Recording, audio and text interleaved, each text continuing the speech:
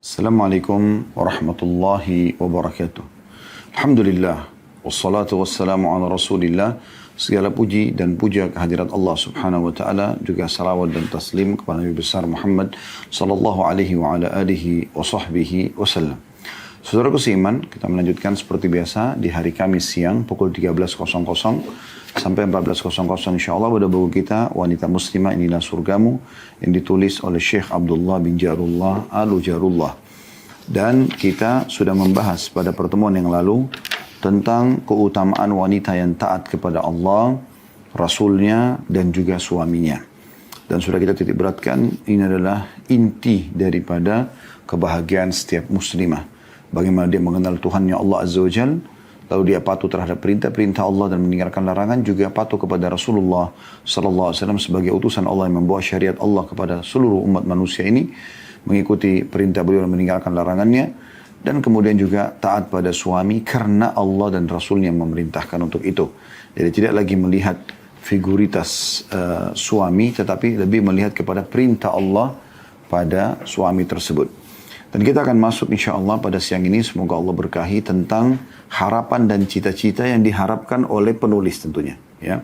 Karena penulis ini menulis banyak bab-bab tentang bagaimana wanita muslimah masuk ke dalam surga, maka beliau ingin menitip pesan tentang harapan dan cita-citanya. Jadi kalau ada yang bertanya, apa yang dimaksud dengan judul kita, maka ini adalah yang dimaksud harapan dan cita-cita si penulis. Kita akan coba bacakan dan bedah insya Allah apa yang beliau ingin sampaikan kepada kita semua, terutama kepada kaum muslimat. Beliau mengatakan saudariku muslimah. Dan ini berarti kita memang dianjurkan untuk membaca atau memanggil setiap muslim sebagai saudara. Kalau laki-laki saudara muslim, kalau perempuan saudari muslimah. Dan ini kalimat yang sangat baik untuk digunakan dalam menyampaikan wasiat dan nasihat. Beliau mengatakan, kami berharap saudari sudi menutup aurat secara umum. Ini wasiat beliau, harapan beliau. Kami berharap sekali Anda tidak lagi punya pilihan lain dalam menutup aurat. Karena memang dalam menutup aurat ini banyak sekali maslahatnya. Buat Anda pribadi karena Anda patuh kepada Allah. Juga buat kaum muslimin laki-laki yang lain. Ya, kaum muslimin laki-laki yang mungkin bisa tergoda dengan indahnya rambut Anda, ya, dengan putihnya kulit Anda, dan seterusnya.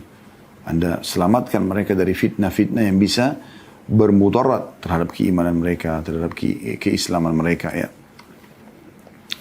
Beliau mengatakan, kami berharap saudari sudi menutup aurat secara umum seperti yang diperintahkan Allah kepada saudari.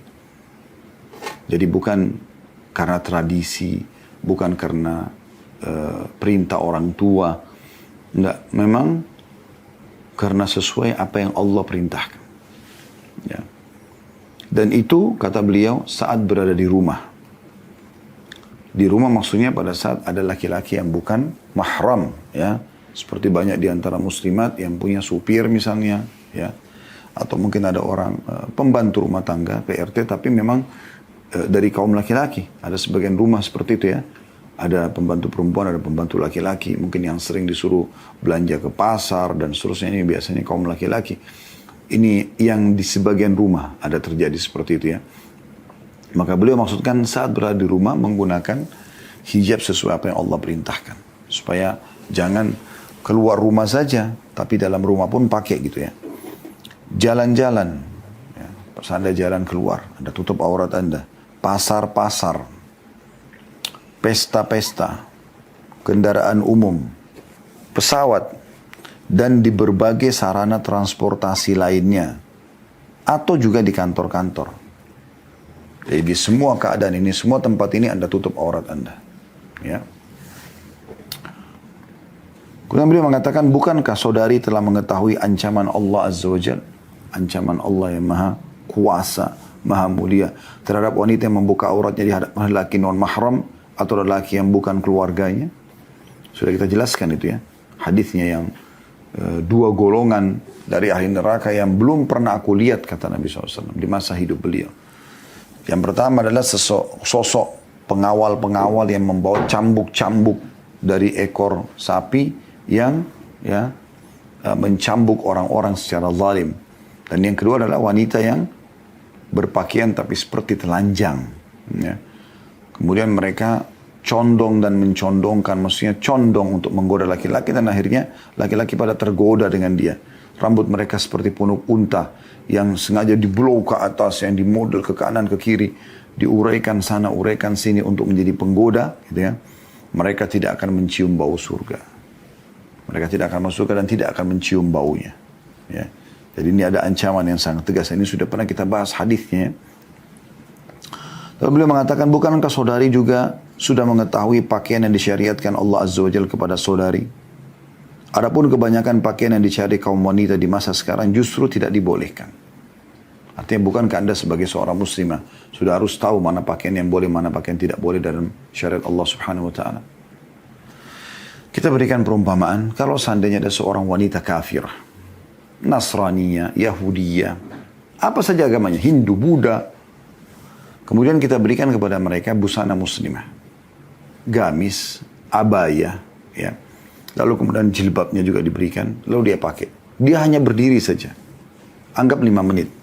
Kemudian lewat wanita kafirah yang lain. Tidak usah bicara muslimah. Begitu juga dengan muslimah kalau lewat. Lalu kita tanya, tunjuk orang yang tadi pakai jilbab yang bukan muslim itu. Itu agama apa? Kira-kira apa jawaban mereka? Muslimah. Agama Islam. Kenapa? Karena ada ciri khas pakaian kita. Ada ciri khas pakaian kita. Dan memang sudah seperti itu. Memang kita harus tampil berbeda. Kita punya pakaian tersendiri. Terutama muslimah. Punya pakaian khas sendiri. Tertutup auratnya. Terjaga kehormatannya. Ya. Dan ini sudah pernah kami ceritakan. Dan saya ingatkan kembali. Bagaimana ada seorang anak muda di Inggris dulu mau masuk Islam. Nah, dia diajak oleh temannya seorang muslim untuk masuk Islam di tangan seorang syekh dari Saudi, datang kebetulan ngisi pengajian di salah satu masjid di sana. Kemudian setelah selesai pengajian, kesempatan bertanya, kata anak muda yang muslim dari Inggris ini, syekh, ini teman saya, mau masuk Islam, tapi dia punya pertanyaan yang butuh dijawab dulu gitu. Kata syekhnya, silakan, tanyakan. Lalu laki-laki non-muslim itu menanyakan 2 hal yang akhirnya membuat dia syahadat setelah itu ya. Dia mengatakan, kenapa syekh, ya, wanita kalian muslim tidak salaman sama semua orang? Kenapa tidak seperti wanita kami, bebas bersalaman dengan siapa saja? Baik, satu. Yang kedua, dia mengatakan, yang saya ingin tanyakan adalah, kenapa wanita kalian harus tutup aurat? Kenapa harus berhijab? Kenapa tidak, ya, seperti wanita kami? Mereka bebas pakai pakaian yang mana saja yang mereka suka. Mau menyerupai laki-laki, kamu enggak, terbuka, tertutup, terserah. Kata syekhnya, kamu sudah selesai? Dia bilang, iya sudah. Apa kata syekhnya? Dia mengatakan, kalau jawaban terhadap pertanyaan pertama adalah, saya ingin tanya, siapa yang berkuasa di negaramu ini? Dia bilang, Ratu Elizabeth. Lalu kata syekhnya, apa kamu bisa salaman dengan Elizabeth? Maka dia mengatakan tidak bisa. Kata syekhnya, kenapa? Dia bilang, karena dia seorang ratu.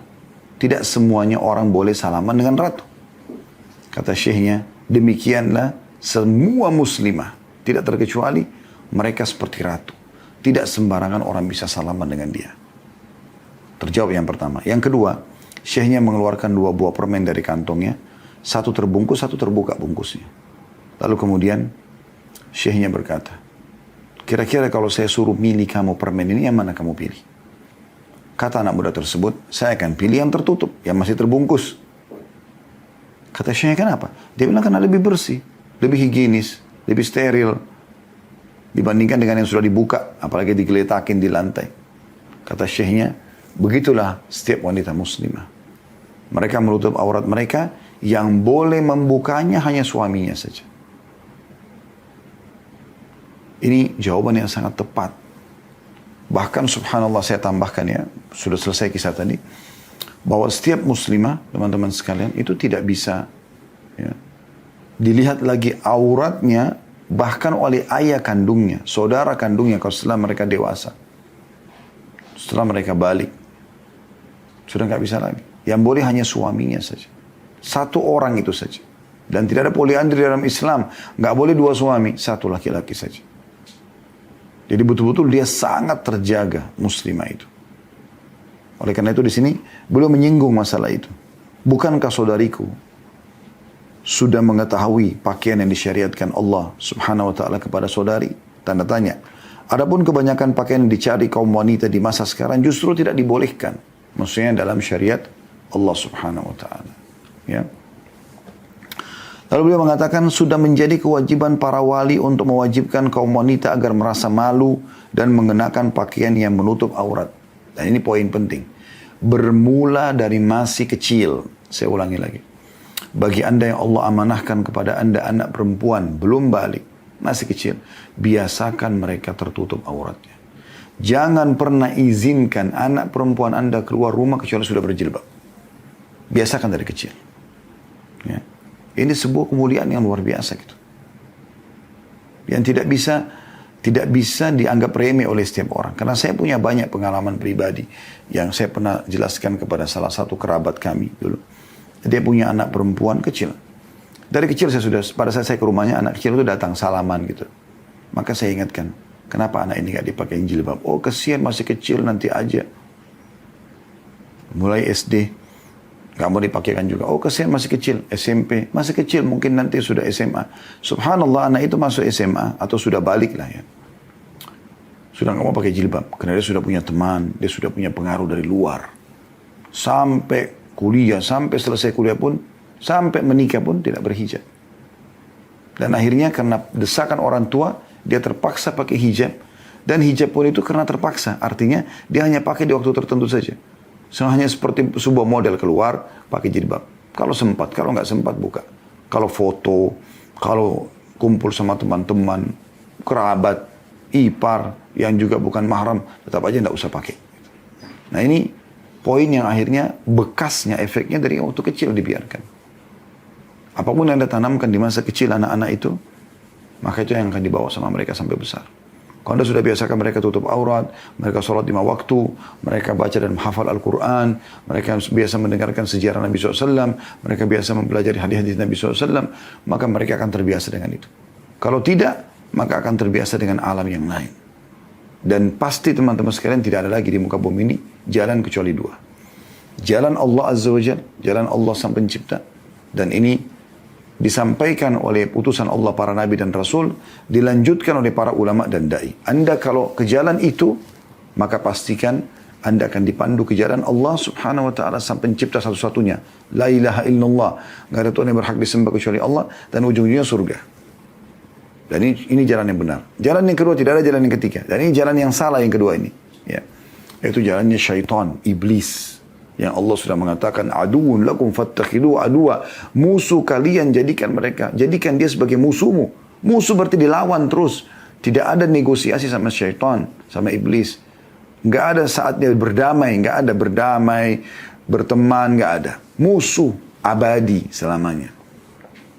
Dia memusuhi kakek kita manusia pertama Adam dan nenek kita Hawa alaihi wassalatu wassalam, sampai seluruh anak keturunan juga dimusuhi sama dia. Abadi. Sampai Allah vonis dia masuk ke neraka iblis itu. Ini jalannya dia. Juru bicaranya dukun, peramal, penyamun, penyihir, ahli maksiat. Itu juru bicaranya.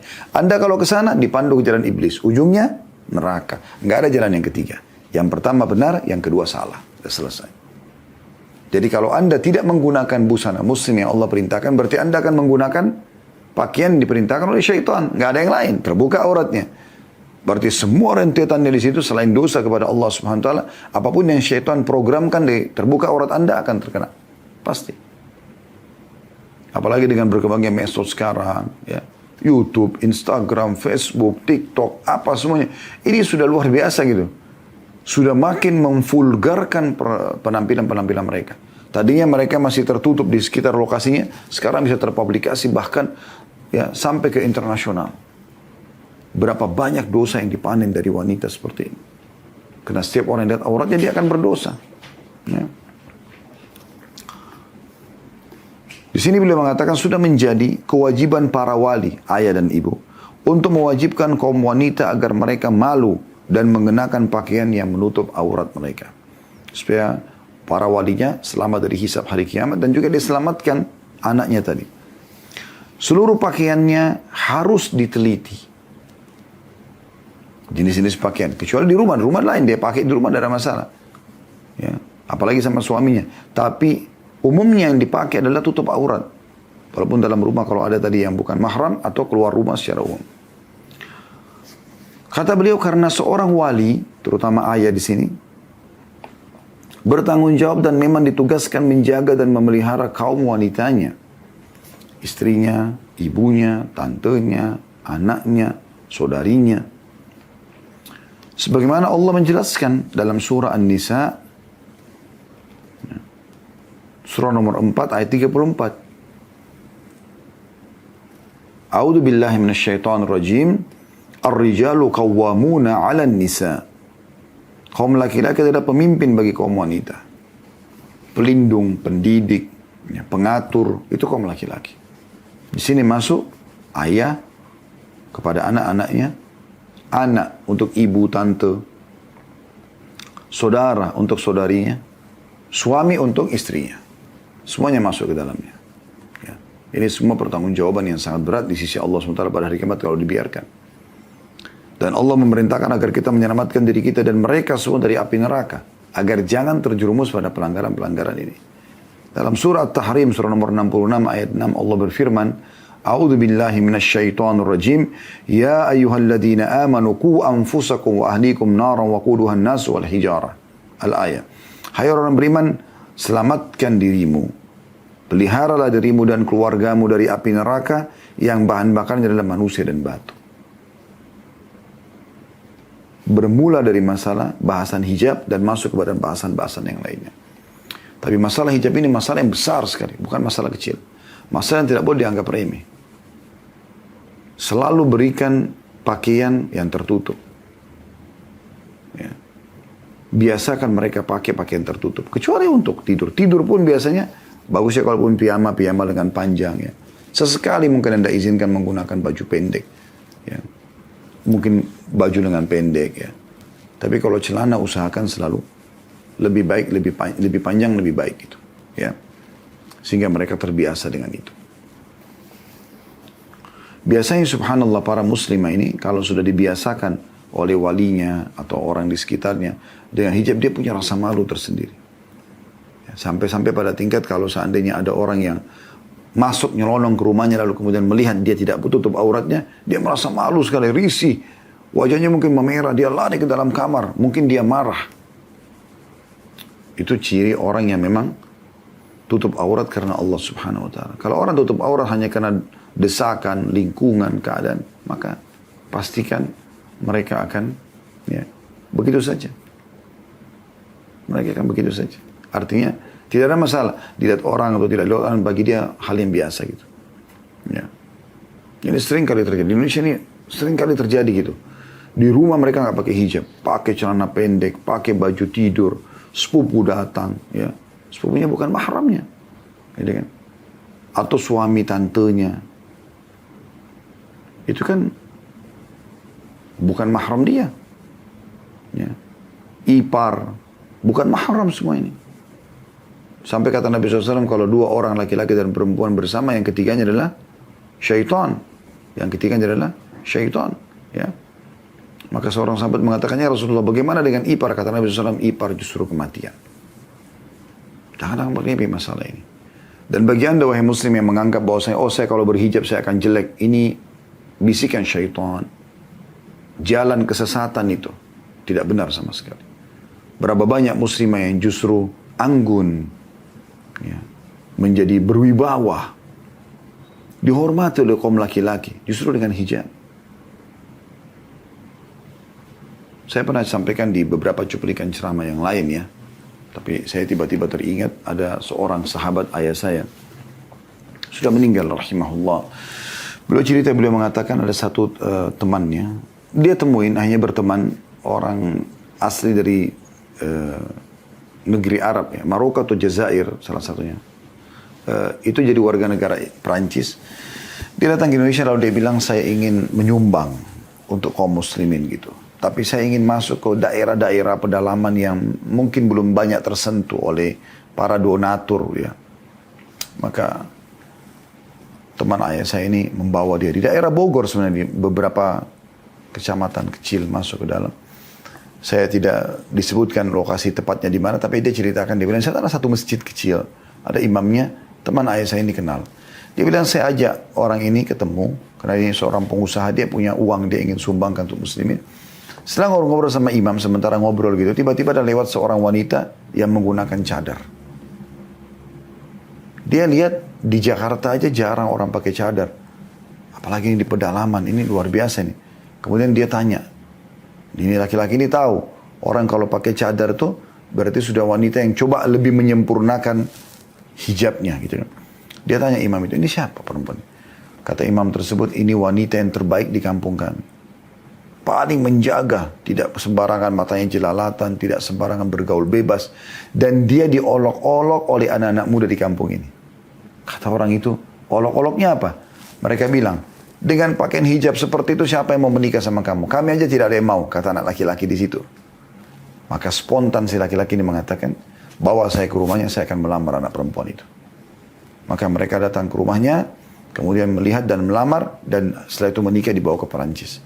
Allah datangkan jodohnya orang soleh dari luar negeri. Kalau orang lokal tidak ada yang mau. Kuasa Allah subhanahu wa ta'ala. Jadi kalau ada yang mengatakan, oh saya kalau pakai hijab mungkin susah jodoh saya. Tidak ada yang suka sama saya. Saya akan harus memperlihatkan rambut. Ini semua was-was syaitan. Nggak benar sama sekali.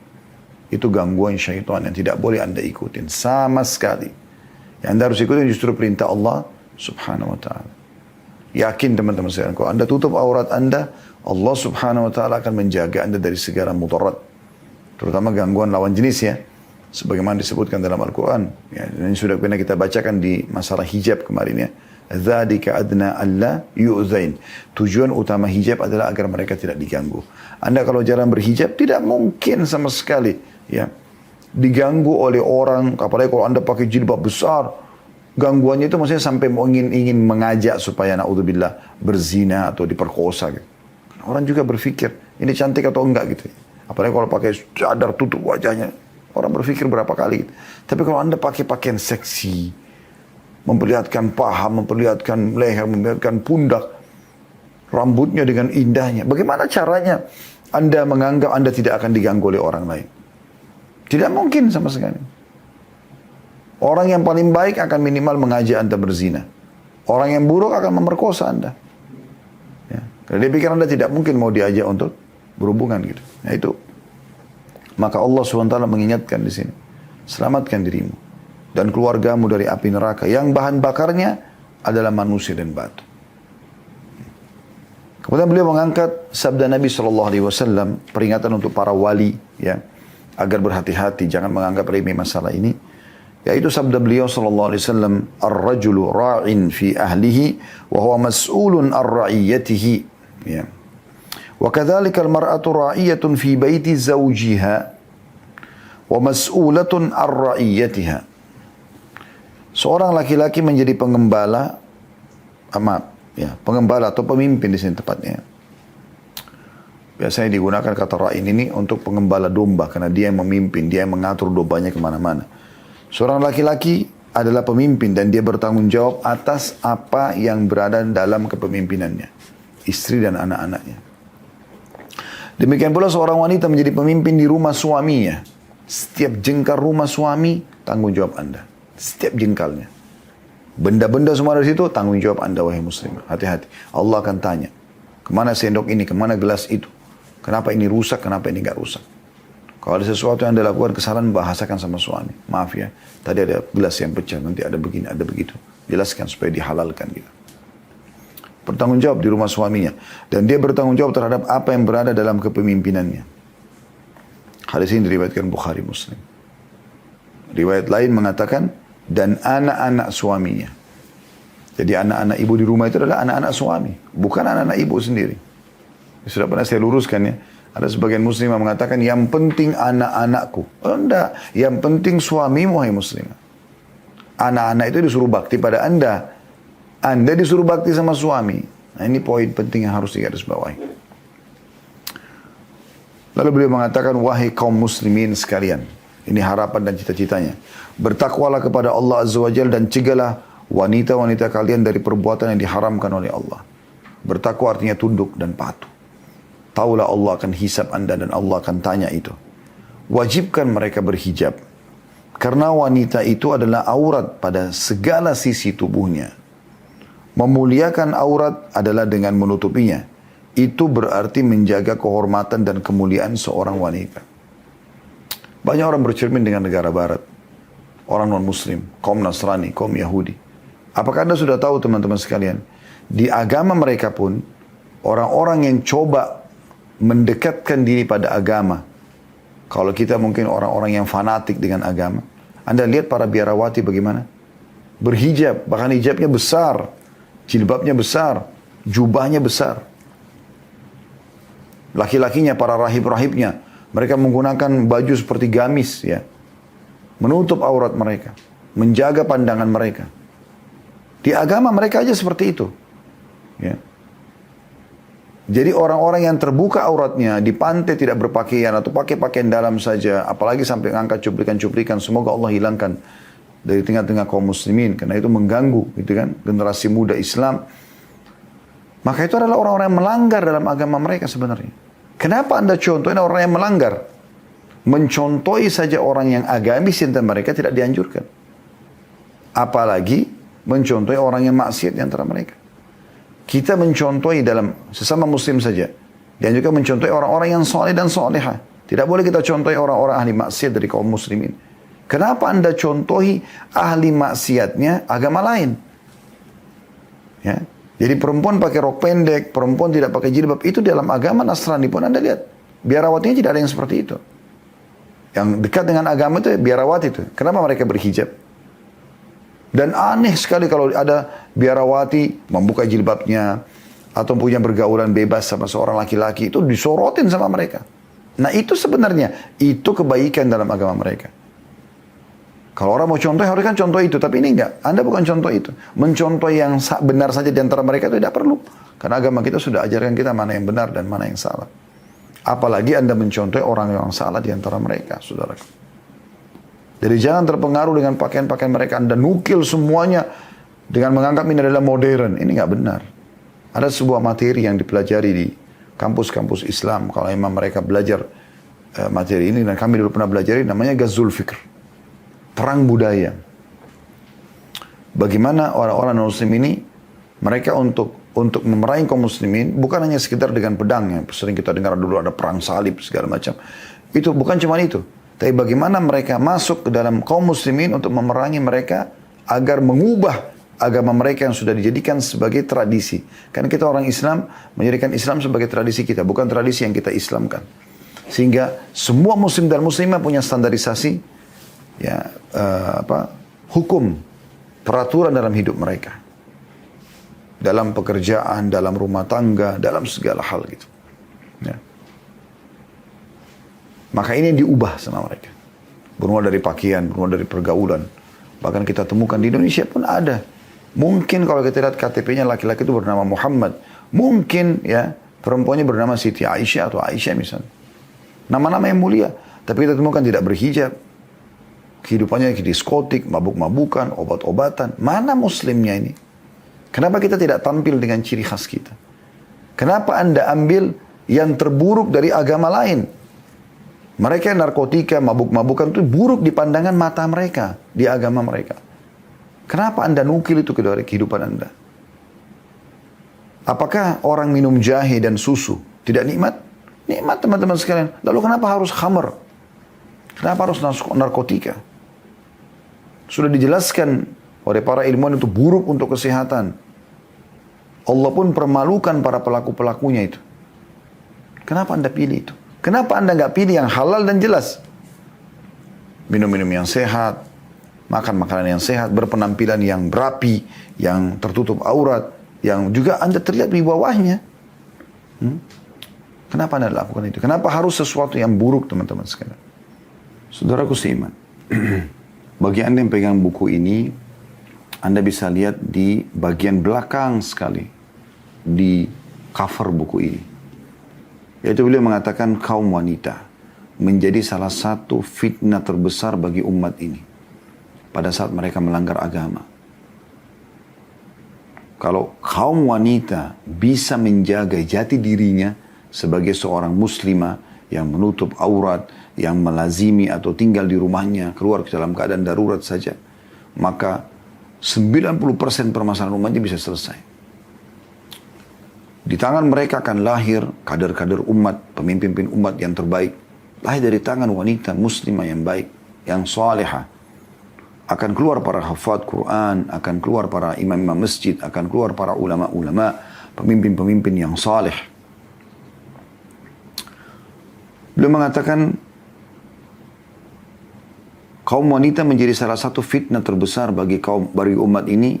Itu terjadi jika tuntunan Al-Quran dan As-Sunnah diacuhkan. Aturan ilahi dilecehkan. Tak penting, gak usahlah. Ngapain bahas-bahas hijab? Ngapain bahas-bahas sholat? Ketinggalan zaman. Sekarang kita bahas diskotik, bar, karaoke, lagu terbaru, ini dan itu. Hari ini, kata beliau, ketika dunia menyebut dirinya modern, ternyata perilaku jahiliyah masih ramai bersemi. Anda tahu dulu di masa jahiliyah, apa yang mereka lakukan? Perempuan telanjang, perempuan terbuka. Itu dikenal dengan masa jahiliyah di fase Mekah. Jadi mereka biasa tawaf telanjang, mereka berpenampilan terbuka aurat, transaksi riba, manipulasi data, semua yang buruk-buruk ini.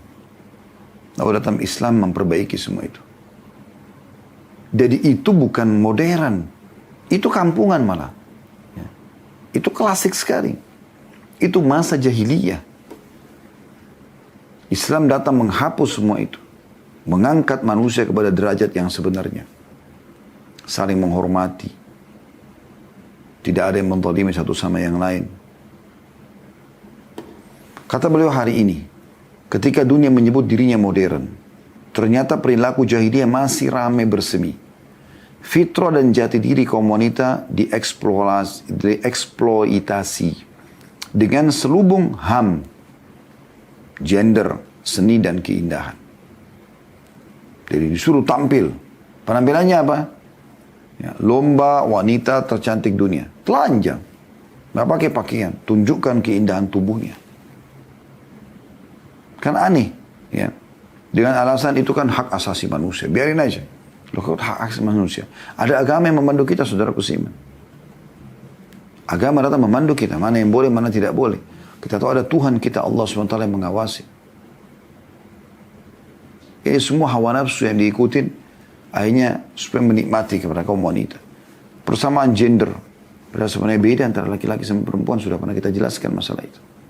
Ya. Mau dipaksakan seperti apa? Fitrahnya saja sudah beda. Laki-laki dan perempuan. Makanya dalam syariat dibedakan. Karena ada siklus haid setiap bulannya. Di saat itu mereka tidak sholat. Kalau umumnya 7 hari dalam 1 bulan. Berarti ada dalam 1 bulan itu. Ada 1/4 waktu tidak sholat. Laki-laki sholat terus. Beda nggak? Beda. Wanita bisa hamil. Laki-laki bisa hamil nggak? Nggak bisa. Memang beda. Menyusui. Nggak bisa. Harus wanita. Dan Allah berikan mereka cinta. Suaranya lembut. Suka dengan dandan, dengan bersih-bersih. Memang itu untuk nata rumah dan segala macam. Jadi memang itu fitrahnya. Jangan keluar dari fitrah ini. Lalu dengan alasan seni, maka boleh. Karena seniman boleh menggambar wanita tidak bertutup aurat. Kira-kira tujuannya apa? Coba Anda tangkap. Kalau ada gambar wanita tidak tutup aurat, kira-kira apa? Pamer, keindahan. Dibayangkan oleh kaum laki-laki. Terjadi kerusakan-kerusakan yang luar biasa. Sementara kalau wanita ditutup, beda. Saya pernah membaca sebuah tulisan dari salah satu penulis di Saudi. Ya. Di bukunya, dia mengatakan, salah satu hikmah daripada hijab adalah tidak adanya kejenuhan dalam rumah tangga.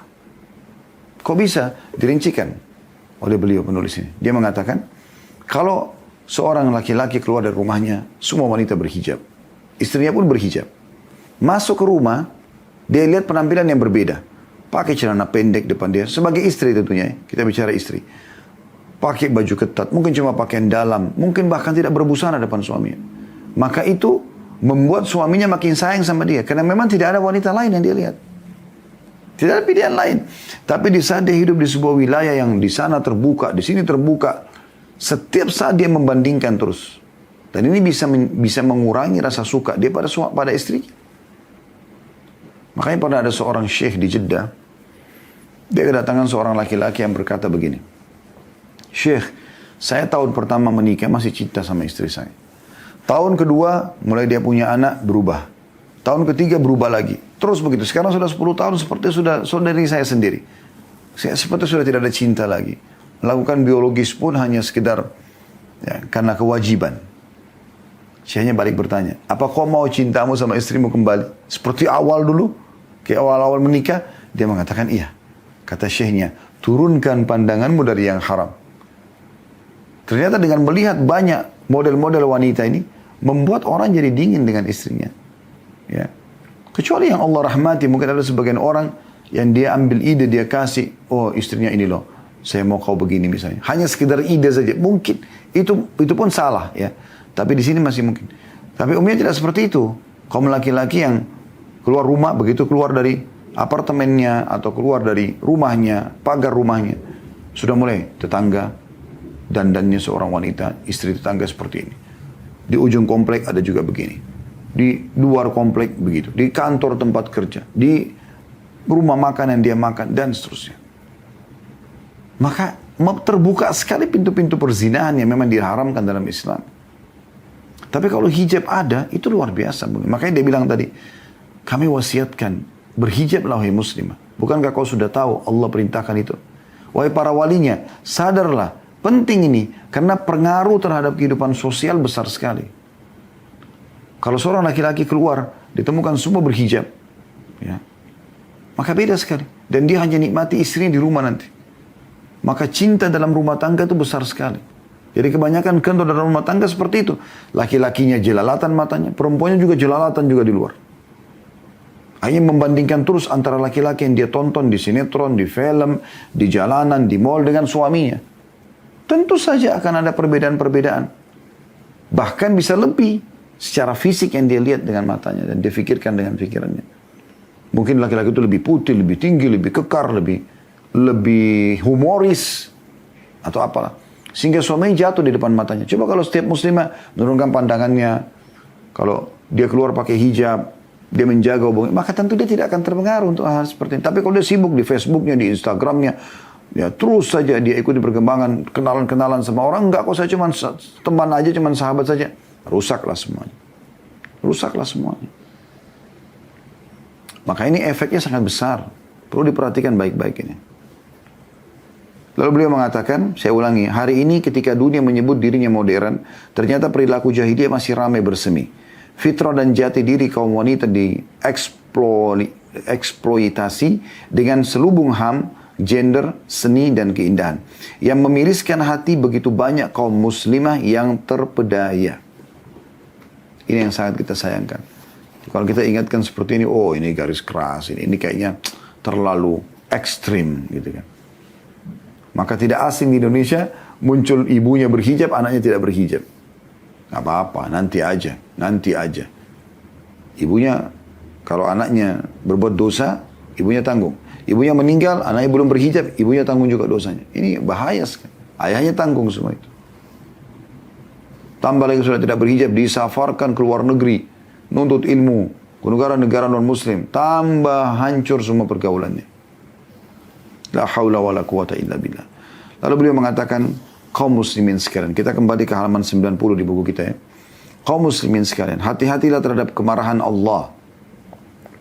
Lihatlah apa yang Allah Azza wa Jal, Allah yang maha mulia dan maha tinggi, perbuat terhadap Bani Israel. Bani Israel.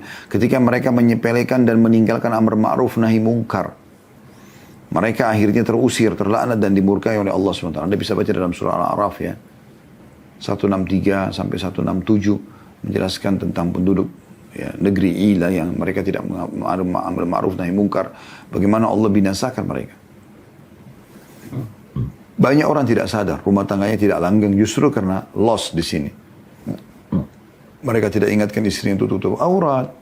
Mereka melakukan kemaksiatan lah secara umum. Ini tidak boleh. Ya. Lalu beliau mengatakan, bertakwalah kepada Allah, hai para hambanya. Waspadalah terhadap segala hal yang diharamkan oleh Allah Azza wa Jal. Tolong menolonglah untuk melakukan kebajikan dan ketakwaan. Salinglah menasihati satu sama lain untuk bertahan dalam kebenaran dan bersabar. Jadi, tolong menolong untuk melakukan kebajikan dan ketakwaan. Itu harus kita tanamkan. Kebaikan. Tidak ada kebaikan teman-teman kecuali menerapkan apa yang Allah sudah perintahkan. Dan semuanya pasti baik. Jujur, amanah, tanggung jawab, bakti sama orang tua, jenguk orang sakit, bersedekah, dan seterusnya. Semua yang buruk-buruk dilarang.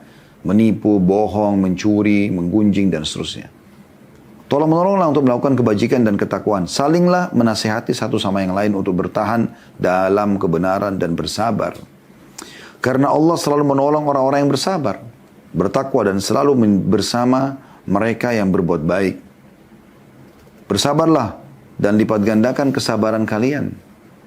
Bertakwalah kalian kepada Allah Azza wa Jalla, niscaya kalian akan mendapatkan atau menjadi orang-orang yang beruntung. Terlalu banyak ayat tentang masalah takwa ya. Di antaranya surah At-Talaq, surah nomor 65, ayat 2, ayat 3, ayat 4, ayat 5. Allah sebutkan, wa may yattaqillaha yaj'al lahu makhraja. Orang yang bertakwa pada Allah, Allah berikan jalan keluar dari masalahnya. Wa yarzuqhu min haitsu la yahtasib, dan Allah akan berikan rezeki dari tempat tidak disangka-sangka. Ayat 2, ayat 3. Ayat 4-nya di akhirnya, wa may yattaqillaha yaj'al min amri yusra. Siapa yang bertakwa pada Allah, Allah akan mudahkan perkara-perkaranya. Ayat 5-nya, wa may yattaqillaha yukaffir anhu sayyi'atihi wa yu'dhim lahu ajra. Siapa yang bertakwa pada Allah, Allah akan maafkan kesalahan-kesalahannya ya, dan melipat gandakan balasan-balasannya. Dan sekian banyak keutamaan takwa itu sendiri. Artinya patuh kepada Allah Subhanahu wa taala. Banyak keutamaannya, ya. Lalu terakhir beliau mengatakan, penulis memohon hidayah untuk semua kaum muslimin dan muslimat. Semoga Allah menunjukkan kita jalan yang penuh bimbingan dan taufik dan menuju segala yang dicintai dan diridhai olehnya. Cukuplah Allah Azza wa Jalla sebagai penolong dan sebagai sandaran kita. Tiada daya dan tiada kekuatan kecuali dengan pertolongan Allah yang maha tinggi dan maha agung. Segala puji bagi Allah, Rabb sekalian manusia atau makhluk. Dan insya Allah kita akan masuk nanti di pertemuan akan datang. Bahasan baru, nasihat untuk para wali, anjuran agar segera menikahkan anak perempuan dan mempermudah pernikahan mereka.